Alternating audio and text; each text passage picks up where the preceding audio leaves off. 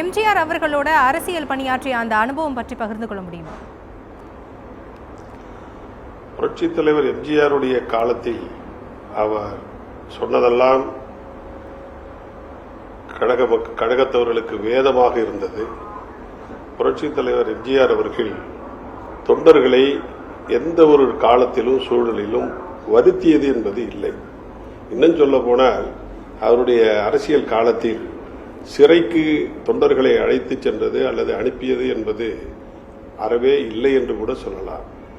அப்படி தொண்டர்களை புரட்சித் தலைவர் எம்ஜிஆர் அவர்கள் இன்முகத்தோடு வைத்திருந்தாரே தவிர அவர் தொண்டர்களை எந்த விதத்திலும் எந்த வகையிலும் எந்த சூழலிலும் அவர் கடினமாக கருத்துக்களை புகுத்தியதும் இல்லை, செயலில் ஈடுபடுத்தியதும் இல்லை.